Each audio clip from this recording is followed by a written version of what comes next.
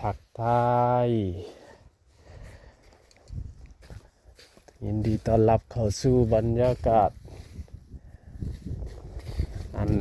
แสงแดดอยากแห้งแน่มันนี่แสงแดดแห้งแต่ว่าบ่ร้อนเนาะมีลมอยู่ตรงไหนตรงหน้ากับบรรยากาศธรรมชาติโอ้ฝากรถไว้น้ำเถียงหน่อยนี่เถียงมีแต่เถียงบ่มีคนมามองไม่พี่น้องเอ้ยมันนี่มาพี่เด้อไปนี่ทางใต้หลังจากที่ลงไปทางเหนือเรื่อยเลยลงมาทางใต้ก่อนเอาคนเดียวคือเก่า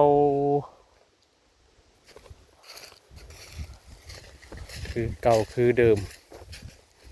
มาคนเดียวเงียบ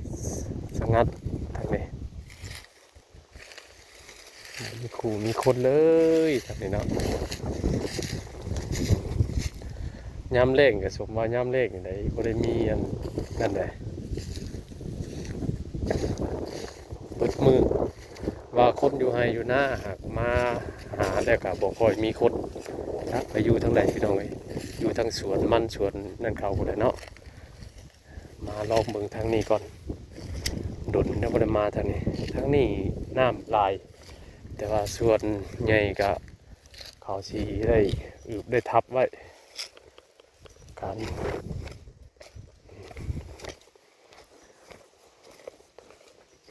ยินเขาว่าปลาลายปลาสูตรลายทางนี้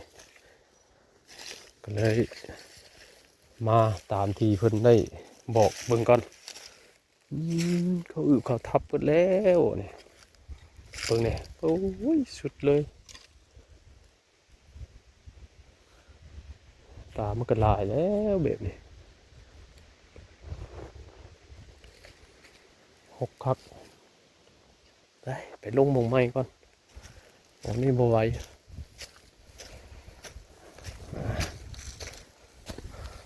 บรรยากาศคือเก่ามีลมแล้วก็อากาศเย็น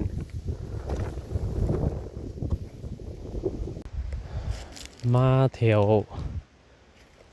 คนนั้นหาอยู่หากินเป็นประจำวังนี่นะบนกองพื้นเขาเตรียมไว้หมองวังที่สองบ้านเอามาหากินแบบวังดวงเหมือนกันเนาะวังดวงคือว่าวังรวมวังบ่ได้หามได้ห่วงกันวังนี้นะทั้งบ้านโคกประวายทั้งบ้านโคกไงมาหากินร่วมกันมันก็เลยปลากันลายอยู่แต่ว่าน้ำลายแต่ว่าเรื่องมันจะกินเบ็ดบ่นี่บ่คือปานใดเพราะว่าคนบ่ามือมาเนาะมากวนนะมากวนแบบมากวนปลาอย่างมันกะญาติมันรี่ตลอดนะวังนี้อยากรอดยากเนาะปลาใหญ่นี่ประเภทพวกปลาใหญ่ปลาอย่างนี้บ่อยากรอดเพราะว่าเจ้ามาข่อยมาอยู่นะกินตลอดปลาก็เป็นแบบตื่นญาติเนี่ยแต่น้ำลายแต่บ่มีปลาหมดเลยนี่เงียบกริบเลยเลาะไปเรื่อยๆเลยพี่น้องเว้ยจะไปทางใดบ้านี่เขากลับมาเรื่อยเลยเนาะไปทางใดก็ไปแต่ทางเก่าเลยเปลี่ยนทิศทางมาทางนี้ลองเบิ่งมาทางนี้ก็น้ำลายอยู่แต่ว่าจะบอกคือปลาน้ำนี่เทพสีโบเห็นเลยแหละทางนั้นก็มีแต่หม่องก่อไฟกินข้าวเขาเงียบคลิปเลยน้ำเนี่ยพามาเลาะปลาเลาะหวยเลาะห้องก่อนนี่พี่น้องเลยนี่มาเป็นเบิดหมูปัญหาอยู่หากินเนาะมันก็บ่ได้แล้วแบบนี้ปลามันก็มาแต่ใส่เก่งเนื้อเก่งอีกเที่ยวนี้น้ำลายครับนิ่งคัก ปลาบ่บ่อนบ่ติงบ่นั่นเลยให้เบิดกับบ่เบิดดอกแต่ว่าปลามันก็ลิคนหากินเรื่อยน้ำลายครับมาหาเที่ยวปลาธรรมชาติได้บ่ได้บ่ว่าไผออกมาไผก็อยากได้คู่คนเนี่ยเนาะแต่ว่ามันบ่ได้แล้วก็บ่จักก็ว่าเลยพี่น้องเอ้ยพักมาเที่ยวชมป่าธรรมชาติมื้อใดได้ออกมาก็คือว่าคำไว้เนี่ยมื้อใดบ่ได้ออกมาก็เป็นโอดหวยอยู่จักใดปุ๊บหม่องแรงเพิ่นหากินทางนี้มีแต่เอาแฮเด้มาลงนี่เอาแฮเอามองเนี่ยนี่ก็ประมาณบ่ายกลัวๆเนาะมาจะดึกจะหน่อยก็ได้กลับได้บ่ได้ก็ได้แล้ว1เต็มโอ้ยย่างจนเมื่อยลงมาทางใต้อึดป่าเด้อพี่น้องบ่ได้ค่อยเห็นเนาะได้1เต็มปลาคอทางนี้บ่ค่อยมีปลาสูตรปานใดพอบ่ค่อยเห็นนะมื้อนี้เอาแยงมาบ่ไหว้มื้อนี้ได้บ่ได้ก็แม่นต้องพกพาแยงมาเลยมื้อนี้เอาที่ปลอดภัยมันก่อน1เต็มปลาคอใส่งามๆโอ้โหมีปลาสูตรมาทางนี้มาลุ้นกันต่อพี่น้องเลยว่าใดๆกันเนาะยังบ่ได้กลับเถื่อกันยังบอกว่าได้บ่ได้มาหมู่อันที่เคยนั่งกินข้าวเนี่ยนี่บรรยากาศแถวนี้งามเอาเซไว้ก่อนบรรยากาศงามแถวนี้นะแต่ว่าน้ำก็ตร่องเตร่งไว้นี่ก็มีอยู่ป่าเนาะถ้าเฮาเอาเหวอย่างมาหาไหลเอาแถวนี้ก็พอได้กินป่าน้ำมันแบบนี้เนี่ยยังเรือเป็นแบบนี้นี่ปลาก็จะบ่มีหมูสดหมดได้แล้ว1เต็มเนาะได้ใครกลัวบ่ได้โอเค2เต็มนี่ก็ซ้ำกันเลยตัวนี้จะใหญ่กว่านี่2เต็มมันเอาใส่งามโอ้แกงเงี้ยประสูตรได้ปลาคอให้น้องเลยแสดงว่าบริเลือกเลยตัวไหนขอเพียงแต่ว่ามีโอ้งามมัน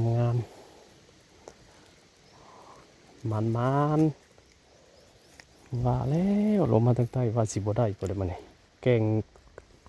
สมอยอยู่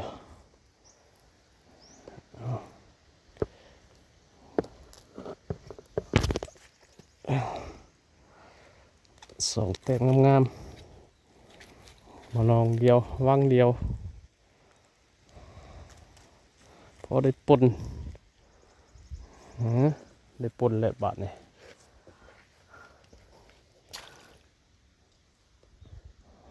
มามุงที่วิวกินข้าวงามมันแหละกลับมาก็เอาสีได้เม่นเอาข้าวมากินอยู่หมองนี้เลยนี่นี่ผมมีหมูมีพวกเนาะมาคนเดียวกับมีแต่เมื่อกินข้าวอยู่เฮือนหาหอมาอยู่กันหิวพี่น้องกันหิวมาอยู่กระเจียวเนี่ยออกมาปลากินยังกระแซบเนาะกินข้าวกับเจียวกับยังก็ได้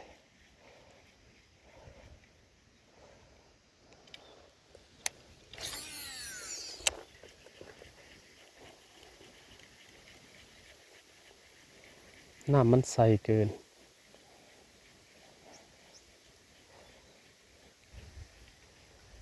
โอเคเอาเลยได้2เต็มนะเป็นเต็มที่3เต็มที่3 3 แต้มปิดคอล้วนๆโอ้ลมมาตัวนี้มีแต่คอบ่ได้สูตรเนาะโอ้เย่งกับป้าเป็นคอพอดีมองงามปานใดใส่กับบ่ใหญ่ไก่น้ำก่อนบ่ได้เด้เดี๋ยวได้แล้วก็ยังบ่ได้ก็มีเด้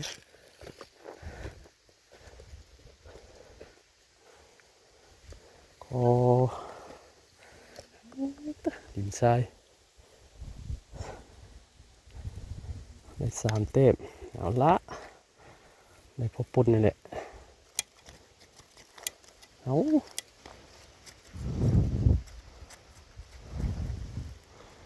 ได้พอปุ่น3 แต้ม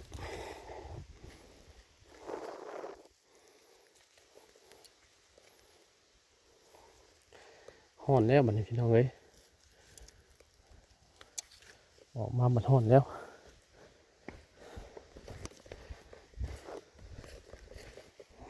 เสร็จนี่เดี๋ยวไปทางนี้นี่แหละ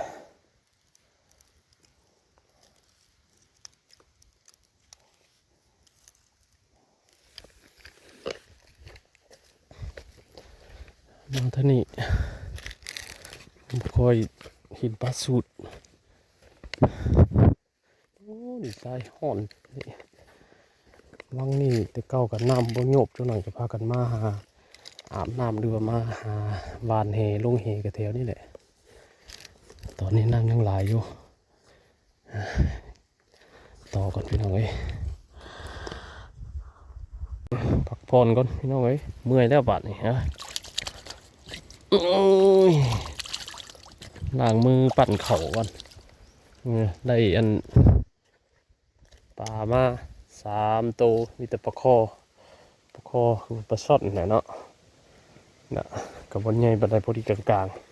ๆแต่คือสีบ่ได้อันเฮ็ดกินเนาะเพราะว่ามาคนเดีย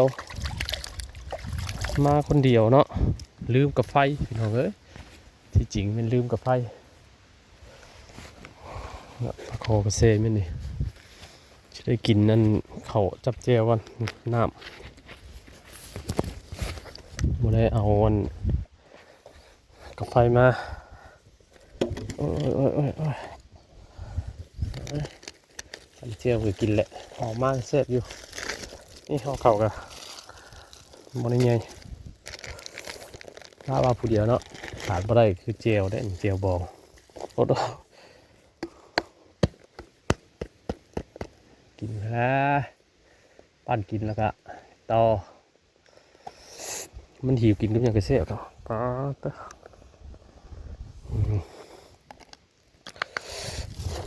กินข้าวกันนี่เนาะว่าเที่ยงกินข้าวอันเที่ยงแหละแต่ว่ามันกับทีนี้มันบ่ายชอกเลยนะเจ้าให้เจ้านาเจ้าดินเจ้าดอนเจ้าป่าเจ้าเขาเจ้าห้วยเจ้าห้องกินข้าวลูกหลานเด้อจำเจียวแล้วมันนะมีอยู่ในกินก็ลืมกับไฟกินแบบนี้เลยพี่น้องไอ้นี่เปรียมเนาะ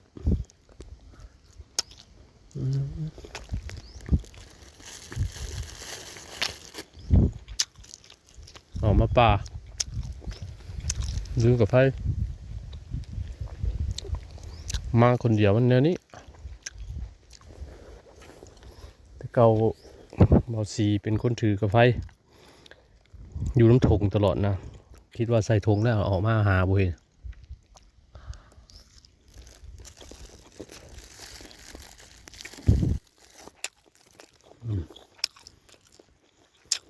เสริมพลังก่อนพี่น้องจัดแบตเขามันมีแห้งท้องต่อบ่อน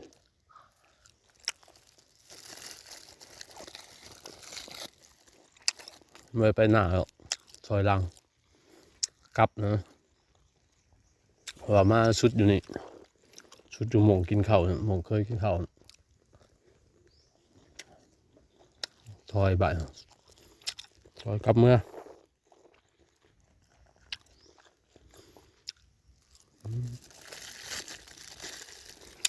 มาเมื่อยหิวย่างวันนี้กินกับอย่างแซ่บ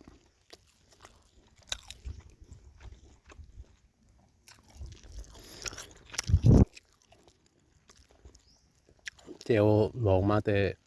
เพื่อนแต่งมาเบอร์ขาดเจลเข่าเบอร์ขาดสูงเลยเขาไปมือเขาเมื่อยกิน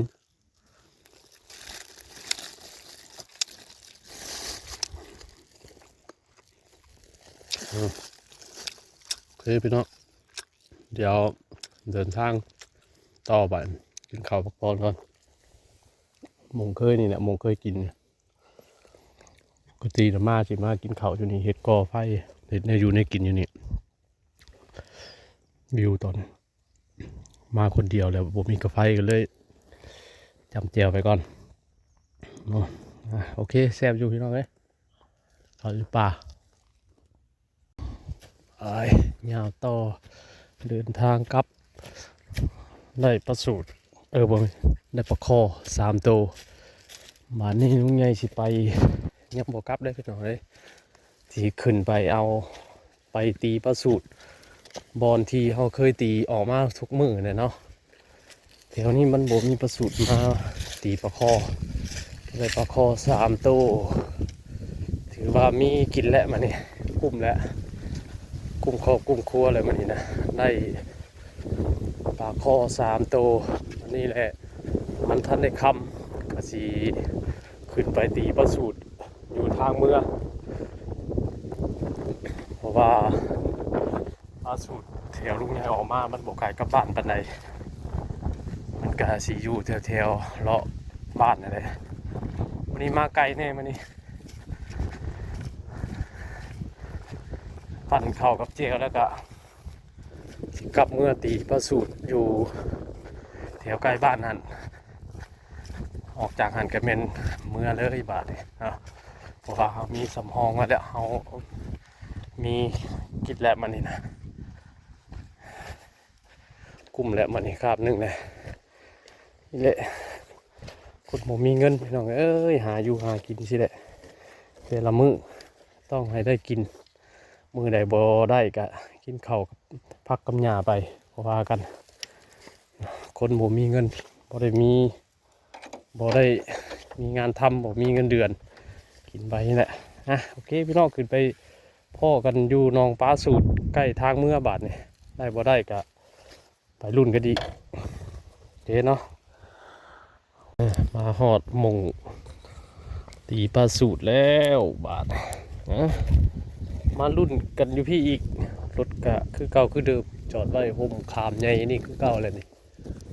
ต้นขามเลยทางเวหม่งเก่าหม่งเคยหม่งเก่าหม่งเดิมหม่งได้ปลาสูตรแล้วปล่อยอันเนี้ยมารุ่นปลาสูตรอีกจักเล็กจักหน่อยพี่น้องก็จังพากันกลับบ้านกลับซ่องบ้านรุ่นมาเบิ่งปลาสูตรก่อนน้ำเถอะมาทางนี้เป็นปลาคอก็มีอยู่แต่ว่าปลาสูตรมันสิหลายกว่าทางลุ่มพุ่นบัดปลาสูตรบ่ค่อยมีเนาะปลาคอก็พอได้แต่ว่าตัวนั้นมันไก่มาตีปลาสูตรมารุ่นอีกว่าสิได้จักแต้มหรือบ่ปลาสูตรเนี่ยมานี่มาแต่ใต้ขึ้นมาเหนือก็ตั้งใจว่าสิไปตีทั้งใต้อย่างนี้แต่ว่ามันเบิดหม่งตีมันคำเลยก็มันยังบ่คำนะก็เลยเวียนมาหาหม่งปลาสูตรคือเก่าหม่งปลาสูตรมาหม่งนี่บ่เคยพลาดเลยบาทนี่จักสีจักไหนแหละรุ่นมือไปลงไปเลยพี่น้องเลยตีอย่างนี้เดี๋ยวนี้มันสั้นปลาสูตรลายแต่เพิ่นสีกินให้พี่โบกับมงเนาะ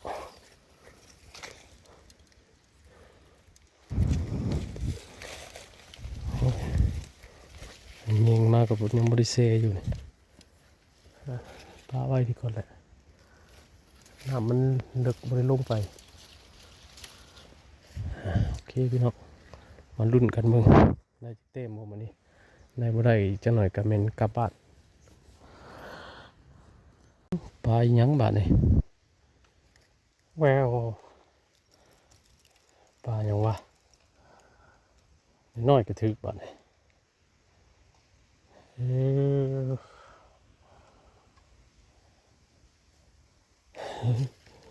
ปลาหยังบ่เคยได้จักเทื่อนี่ก็ตัวน้อยๆหนึงโอ้ยเอาลิ้นนี่ก่อนเอาแยงก่อนใช่ยังอยู่เนาะ โมเมนต์ประมาทได้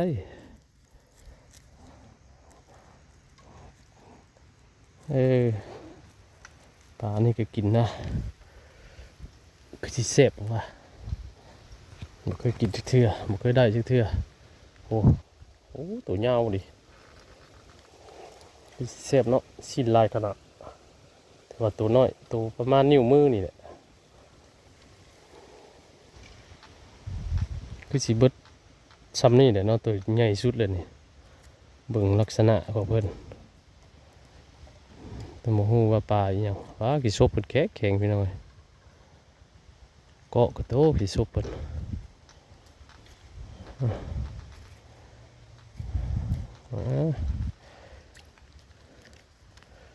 โอ้โหว่าปลาอีหยังแต่ลักษณะนี่ก็สกสิเสพได้สีด้วยนะ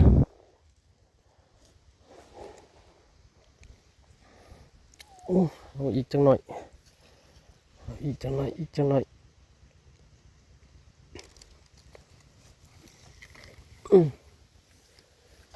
จังหน่อยจังว่ากันจังหน่อยจังกลับบ้านใกล้สิค่ำเลยนี่ก็ได้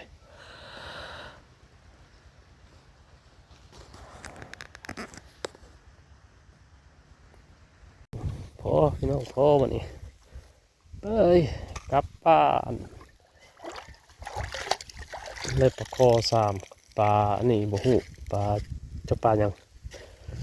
รวมปิด4พอคำพอดีได้เวลาอันสมควรแล้วบาดนี้ครับโอ้รถไถกำลังไหลมาสิเซลเลยหอดเวลากลับบ้านกับซอกตอนแรกนี่รถไถมาเลยเมื่อบาดนี่รถไถเกมันเกโปเกนั่นสิเซลหอดเวลาเมื่อล่มบ่มันทำเลยพี่น้องไปกลับบ้านกลับซอกพี่น้องมือหน้ามือในอย่ามากันใหม่เนาะครับวันนี้ปลากลับบ้านได้